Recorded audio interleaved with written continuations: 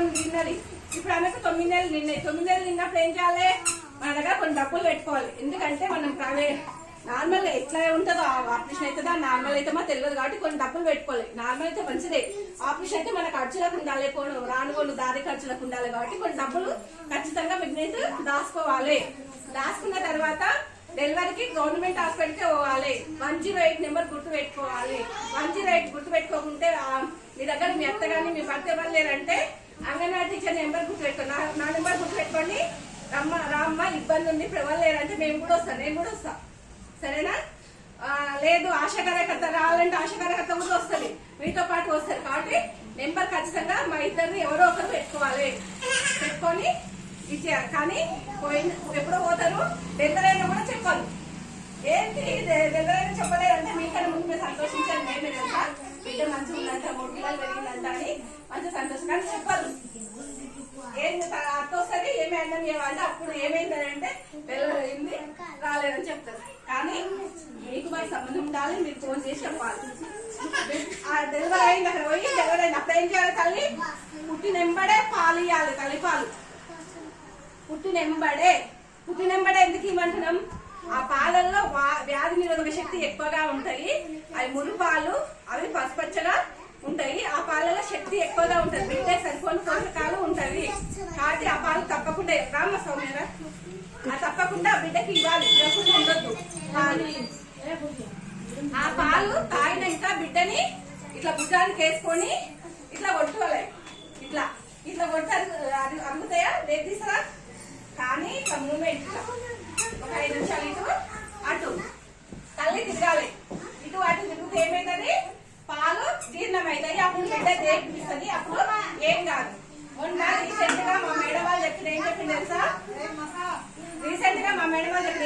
చెప్పింది తెలుసా, బిడ్డ పాలు ఇచ్చి పడుకోబెడితే ఆ పాలని వాడిని పోయి చనిపోయింది బిడ్డ.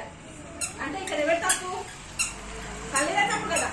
ఏం తీసుకోవాలి, పాలు ఇచ్చింది పడుకోబెట్టి ఏమైంది, అవి అరగలేవు, బిడ్డ వచ్చి చనిపోయింది. ఇంకొక బిడ్డ ఏమైంది, మీరు ప్రెగ్నెంట్ ఉన్నప్పుడు వచ్చి మాకు అన్ని చెప్తుంటే నేను కూడా చెప్తాను, డాక్టర్ సలహా ఇవన్నీ తీస్తామన్నమా, ఎవరైనా చెప్పాలన్నమా. ఒక తల్లి ఏమైంది, బిడ్డ పుట్టింది, బిడ్డకు మోషన్ పోయేది లేదన్నా, మోషన్. అప్పుడు ఏం చేయాలి, హాస్పిటల్ తీసుకోవాలి. తీసుకపోయి చూపించి అప్పుడు ఏదో వచ్చింది, మంచి ప్రైవేట్ హాస్పిటల్ తీసుకొని కొద్ది వచ్చింది, అది అప్పుడు బిడ్డకి ఎఫెక్ట్ పడి ఆ బిడ్డ కూడా చనిపోయింది. అట్లా బిడ్డలు చనిపోతున్నారు. కాబట్టి మీరు మా దగ్గరకు వచ్చి తీసుకోండి. ఎందుకంటే మేము ఎన్నో ట్రైనింగ్లు పొందుతాం కాబట్టి మీకు కూడా ట్రైనింగ్ పొందాలంటే కొన్ని చెప్తాం విషయాలు. మీకు తెలియదు కదా, మాకు తెలిసిన విషయాలు చెప్తాము. ఒక 10 నిమిషాలు మన దగ్గర కేటాయించండి. ఎందుకంటే మనం ఏడో పోయి జోలు ఎక్కుతా ఉంటామా, మనం ఒక అర్ధగంట సేపైనా కూర్చుంటాం కదా.